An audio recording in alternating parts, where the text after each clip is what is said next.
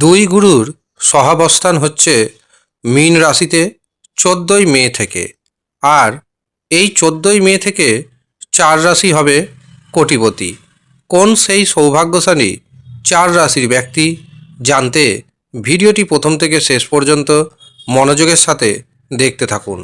ভিডিওটি আপনি আপনার চন্দ্র রাশি অনুযায়ী দেখবেন।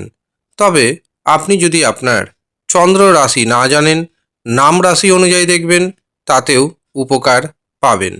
নমস্কার, আমি জ্যোতিষী এডি শাস্ত্রী মডার্ন সায়েন্টিফিক অ্যাস্ট্রোলজিতে আপনাদের স্বাগত জানাই। আগামী 14ই মে 2026 দৈত্যগুরু শুক্রাচার্য বৃষ রাশি ত্যাগ করে মিথুন রাশিতে প্রবেশ করবে। এই মিথুন রাশিতে আগে থেকেই অবস্থান করছে দেবগুরু বৃহস্পতি। কাজেই বৃহস্পতির সাথে যুক্ত হবে শুক্র গ্রহ। দেবগুরু বৃহস্পতি দেবতাদের গুরু অর্থাৎ দেবগুরু। অন্যদিকে আবার শুক্র গ্রহ দৈত্যদের গুরু অর্থাৎ রাক্ষসদের গুরু।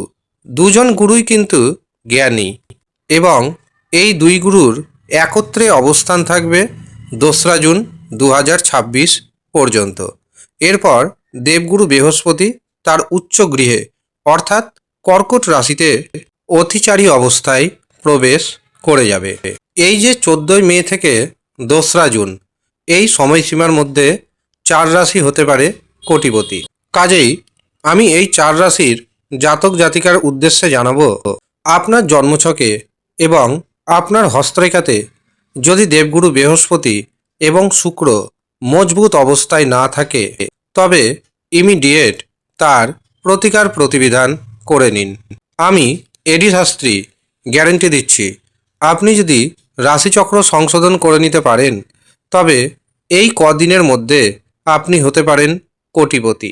দেবগুরু বৃহস্পতির প্রভাবে এই 4টি রাশির জাতক জাতিকাদের জীবনে আধ্যাত্মিকতার প্রবণতা বাড়বে, কারণ দেবগুরু বৃহস্পতি আধ্যাত্মিকতার কারক গ্রহ।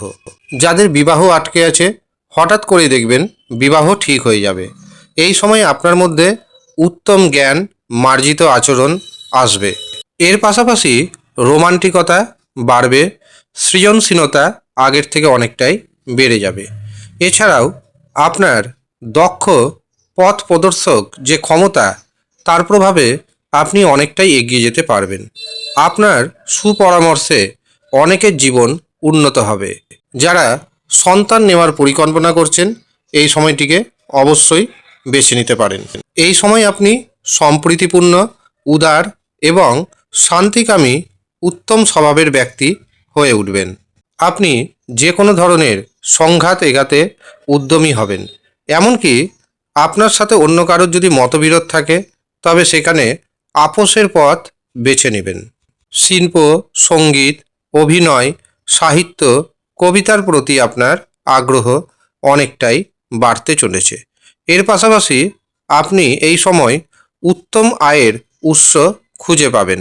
ইনকাম বাড়বে, তবে খরচকে নিয়ন্ত্রণে রাখার চেষ্টা করতে হবে এবং কামুকতার প্রতি আসক্তি বাড়বে, সেটিকে অবশ্যই ত্যাগ করতে হবে। এই সময় আপনি কোনো ধোঁকা বা প্রতারণার আশ্রয় নেবেন না, আর যদি নেন তবে আপনার পক্ষে সেটি অহিতকর বলে প্রতিপন্ন হবে। দেবগুরু বৃহস্পতি জ্ঞান দিবে, প্রজ্ঞা দিবে, আধ্যাত্মিকতা দিবে। অন্যদিকে ভোগ বিনাশ দিবে শুক্র। এবার আসি বৃহস্পতি এবং শুক্রের সংযোগের কারণে কোন 4 রাশির ব্যক্তি কোটিপতি হয়ে উঠতে চলেছেন। প্রথম যেই সৌভাগ্যশালী রাশির নাম পাচ্ছি সেটি হলো সিংহ রাশি। সিংহ রাশির একাদশভাবে রয়েছে দেবগুরু বৃহস্পতি এবং শুক্র, যার কারণে এই সময় আপনি সৎ পথে উপার্জন করতে পারবেন। আপনার ইনকাম দেখবেন আগের থেকে অনেকটাই বাড়ছে, এমনকি সমাজে আপনার সুখ্যাতি বাড়বে। যারা প্রেম সম্পর্কে রয়েছেন তাদের জন্য প্রেমে রোমান্টিকতা বাড়বে। যারা প্রেম বিবাহ করতে চাইছেন বা যারা সামাজিক নিয়ম মেনে বিবাহ করতে চাইছেন, উভয়ের জন্য এই সময়টি দুর্দান্ত যেতে চলেছে। যারা সন্তানের কারণে মানসিক দুশ্চিন্তায় ছিলেন অথবা যারা সন্তান নেবেন চিন্তাভাবনা করছেন, তারা এই সময় অবশ্যই চেষ্টা করুন, আপনাদের মনের ইচ্ছা পূর্ণ হবে। এই সময় আপনি জীবনসাথীর কাছ থেকে পরিপূর্ণ সাপোর্ট পেতে চলেছেন। পঞ্চমভাবে যেহেতু দেবগুরু বৃহস্পতি এবং শুক্র উভয়ের দৃষ্টি রয়েছে, এই সময় শেয়ার বাজার থেকে, ফাটকা থেকে বা শর্টকাট ইনকাম আপনি করতে সক্ষম হবেন।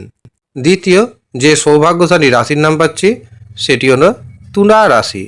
তুলা রাশির নবমভাবে অর্থাৎ ভাগ্যভাবে দেবগুরু বৃহস্পতি এবং শুক্রের সংযোগ হচ্ছে, যা ভাগ্যকে আপনাকে অনেকটাই উপরে নিয়ে যাবে।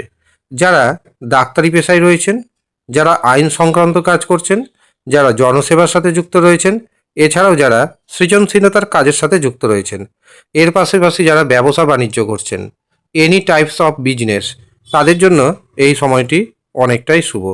এই সময় আপনার উদারমনতা আপনাকে উন্নতির চরম শিখরে নিয়ে যাবে। এর পাশাপাশি প্রয়োজন মতো আপনি অন্যদের সহযোগিতা পাবেন। ভাগ্যভাবে যেহেতু শুক্র শনি অবস্থান করছে, এই সময় আপনি ভাগ্যের দারুণভাবে সাপোর্ট পাবেন। আটকে থাকা অর্থ ফেরত আসবে। কোনো কাজ যদি আটকে থাকে, সেই কাজটা আপনি পুনরায় শুরু করুন, অবশ্যই সেখানে সফলতা আশা করতেই পারেন। তৃতীয় যে সৌভাগ্যশালী রাশির নাম পাচ্ছি সেটি হলো ধনু রাশি। ধনু রাশির সপ্তমভাবে দেবগুরু বৃহস্পতি এবং শুক্র একত্রে অবস্থান করছে। সপ্তম ভাব বিবাহের ভাব, আবার পার্টনারশিপে ব্যবসা বাণিজ্যের ভাব। কাজে যারা বিবাহের জন্য প্রচেষ্টা করছেন, তাদের বিবাহ কিন্তু এই সময় ঠিক হয়ে যাবে। যারা দ্বিতীয় বিবাহের প্রচেষ্টা করছেন, এই সময় তাদেরও কিন্তু বিবাহের শুভ যোগাযোগ আসবে। তবে যদি দেখেন বিবাহের যোগ আসছে কিন্তু বিবাহের দিনক্ষণ ঠিক হচ্ছে না, মিষ্টি খেয়ে বাড়ি যাচ্ছে, কোনো খবর দিচ্ছে না, তখন আপনাকে বুঝে নিতে হবে বিবাহের জায়গায় কোনো না কোনো সমস্যা রয়েছে। তখন অবশ্যই জ্যোতিষীয় পরামর্শ নিয়ে সেই জায়গাটা সঠিকভাবে প্রতিকার প্রতিবিধান করে নেবেন। 3 মাসের মধ্যে বিবাহ হয়ে যাবে। এর পাশাপাশি যারা এককভাবে বা পার্টনারশিপে ব্যবসা বাণিজ্য করছেন, উভয়ের জন্য এই সময়টি অত্যন্ত শুভ সময়। এছাড়াও দাম্পত্য সম্পর্ক যথেষ্ট শুভ হবে, কারণ উভয় গ্রহ দাম্পত্যের কারক গ্রহ, এর পাশাপাশি বিবাহের কারক গ্রহ। এই সময় আপনি আপনার জীবনসাথীর কাছ থেকে যথেষ্ট সহযোগিতা পাবেন। এই সময় আপনার পার্সোনালিটি অনেকটাই বেটার হয়ে যাবে। আপনার আচরণ মার্জিত হবে। যে কোনো পরিস্থিতিতে আপনি নিজেকে সঠিকভাবে মানিয়ে নিতে সক্ষম হবেন। শেষ যে রাশির নাম পাচ্ছি সেটি হলো কুম্ভ রাশি।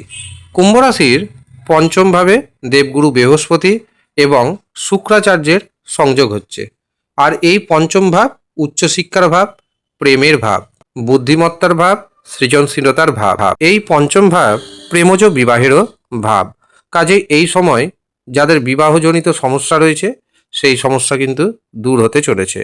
তা সত্ত্বেও যদি দেখেন বিবাহে সমস্যা আসছে, প্রেমজ বিবাহে সমস্যা আসছে, অবশ্যই নিজের জন্মছক, নিজের হস্তরেখা একবারের জন্য হলেও বিচার করিয়ে সঠিক রেমেডি ধারণ করে নিন, আপনার সমস্যা মিটে যাবে। এই সময় দেখবেন যারা উচ্চশিক্ষার সাথে যুক্ত রয়েছেন অথবা যারা গবেষণা সংক্রান্ত কাজের সাথে যুক্ত রয়েছেন, তারা যথেষ্ট পরিমাণে বেনিফিট পাবে। এমন কোনো কিছু আবিষ্কার করে দিতে পারে যার কারণে সমাজে মান সম্মান বেড়ে যাবে। এই সময় আপনার মধ্যে বুদ্ধির বিকাশ ঘটবে, সৃজনশীলতার বিকাশ ঘটবে।